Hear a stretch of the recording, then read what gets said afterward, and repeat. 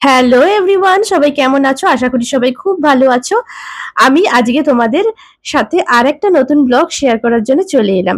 এটা হচ্ছে দুর্গাপুজোর সপ্তমীর ব্লগ। আমরা সবাই মিলে দুর্গাপুজোয় সপ্তমীর দিন প্ল্যান করলাম যে আগের দিন তো বেলুড় মঠটা দেখা হলো, কিন্তু এবারে যাব আমরা দক্ষিণেশ্বর আদ্যাপীঠ। আজকে আর সকাল সকাল বেরোলাম না, তার কারণ কালকে সকাল সকাল ঘুরে আমরা প্রচুর ক্লান্ত হয়ে গেছিলাম। তাই আজকে আমরা দুপুর দুপুর বেরিয়ে পড়লাম। তার কারণ ৩টের সময় দক্ষিণেশ্বর খোলে, কিন্তু তার আগে কিছু খেয়ে নিতে হবে, সেই জন্য আমরা হাতারি রেস্টুরেন্টে গিয়ে একটু বিরিয়ানি খেয়ে নিলাম। এখানে মোটামুটি আমরা হালকা করেই খেয়েছিলাম। এখানে স্পেশাল বিরিয়ানি আমরা দুটো অর্ডার করেছিলাম, একটা মাটন একটা চিকেন। আমি আর আমার হাজবেন্ড চিকেন বিরিয়ানিটা ভাগ করে খেলাম, আর আমার মা আর আমার বোন মাটন বিরিয়ানিটা ভাগ করে খেলো।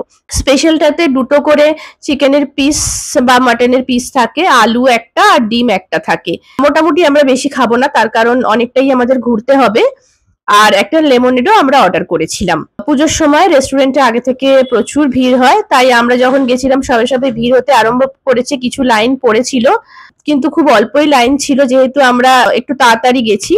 আমরা একটু আগে থেকেই বেরিয়েছিলাম যাতে আমরা রেস্টুরেন্টে খাওয়া দাওয়া সেরে তারপর যেতে পারি। সকালবেলা দক্ষিণেশ্বর মন্দিরটা খোলে, তারপরে আবার ১টার সময় বন্ধ হয়ে যায়, তারপরে আবার খোলে ৩টের সময়। আমরা ৩টের সময় যাওয়ার টার্গেটটা নিয়েছিলাম। আগের দিন আমরা বেলুড় মঠে গেছিলাম একদম সকাল সকাল, আর সেখানে ১২টার মধ্যে যেহেতু মন্দির বন্ধ হয়ে যায়, সেই জন্য এবারে ভাবলাম যে ৩টের সময় টার্গেটটা করি, যাতে দক্ষিণেশ্বর আর তারপর আদ্যাপীঠ যেতে পারি। ৩টে থেকে মোটামুটি ওই ৭:৩০ অবধি মন্দির খোলা থাকে, দক্ষিণেশ্বর আদ্যাপীঠ দুটোই। দেখো, কথা বলতে বলতে আমরা চলে এলাম, ওই দেখো দক্ষিণেশ্বর মন্দির দূরে দেখা যাচ্ছে। আমরা আগের দিন দক্ষিণেশ্বর মন্দির যাওয়ার ট্রাই করেছিলাম লঞ্চে করে, কিন্তু সেখানে গিয়ে দেখেছিলাম যে মন্দির বন্ধ। তারপরে আমরা বাড়ি চলে এসেছিলাম, সেই জন্য আজকে ভাবলাম যে ৩টের সময় যখন মন্দির খুলবে তখন আমরা নিজেদের গাড়ি করে মন্দিরে চলে যাব। তোমরা তো জানোই দক্ষিণেশ্বরে মন্দিরে ঢোকার আগে একটা অফিস আছে, সেখানে ব্যাগ, মোবাইল, জুতো সমস্ত কিছু জমা দিয়ে তারপরে ঢুকতে হয়। আমরা ওই অফিসে কিছুই জমা দেব না, আমাদের গাড়িতে সমস্ত কিছু রেখে লক করে তারপর মন্দিরের ভিতর ঢুকবো। তাই অফিসে ব্যাগ, জুতো বা মোবাইল রাখা সেটা চার্জেবল কিনা সেটা ঠিক বলতে পারছি না, তার কারণ আমরা অফিসে রাখিনি। মন্দিরে গাড়ি রাখার সুন্দর ব্যবস্থা আছে, চলো তোমাদের পার্কিংটা দেখাই। ভিতরে ঢুকে একদম বাঁদিকে একটা গাড়ি রাখার বিশাল বড় জায়গা আছে, তোমরা দেখো। আর প্রচুর মানুষ এই দিনে দক্ষিণেশ্বর মন্দিরে এসেও ছিল। এই দেখো, এই বাঁদিকের যে গেটটা দেখতে পাচ্ছ, এখানে প্রচুর তোমরা দেখতে পাবে প্রচুর গাড়ি আছে, গাড়ি বাইক রাখার সুন্দর ব্যবস্থা আছে। তাই তোমরা যদি কোনো গাড়ি বা বাইক নিয়ে যাও এখানে রাখতে পারো, কোনো অসুবিধা হবে না। গাড়ি বা বাইক রাখার জন্য অবশ্যই এখানে সামান্য কিছু মূল্য ধার্য করা হয়েছে। দক্ষিণেশ্বরের কিছু ফুটেজ তোমাদের সাথে শেয়ার করতে পারলাম না, একবারে আদ্যাপীঠে গিয়ে মা দুর্গার ভিডিও তোমাদের সাথে শেয়ার করলাম। তার কারণ হলো আমরা সমস্ত কিছু আমাদের মোবাইল গাড়ির মধ্যে রেখে গেছিলাম, আর পুরোটা ঘুরে তারপরে আমরা একেবারে গাড়িতে চলে এসেছিলাম। আর ওখান থেকে আমরা টোটো করে, গাড়িটা আর বার করিনি, টোটো করে একদম আদ্যাপীঠে চলে এসেছিলাম। আর এই দেখো, এই হচ্ছে সেই আদ্যা মা, যেই আদ্যা মাকে শ্রীরামকৃষ্ণদেব পেয়েছিলেন।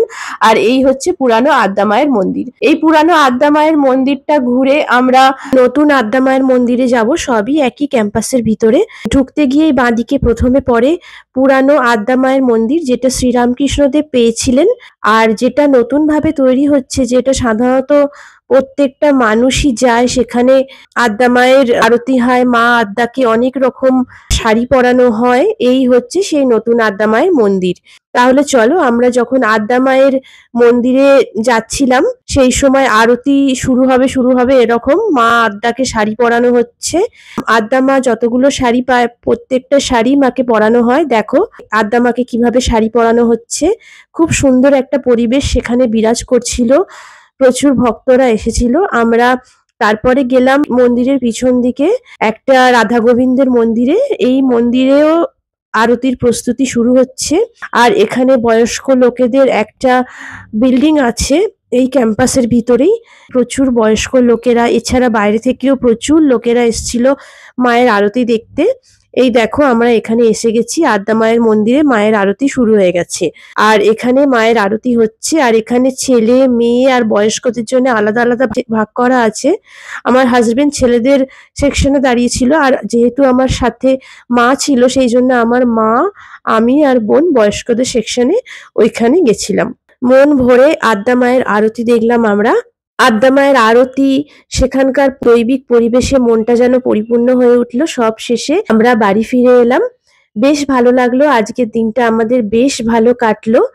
তাহলে বন্ধুরা সবাই খুব ভালো থেকো। ব্লগটা এখানেই শেষ করলাম। আর ভিডিওটা ভালো লাগলে অবশ্যই লাইক করো, আর তোমাদের কোনো মতামত থাকলে কমেন্ট সেকশনে আমাকে জানিও।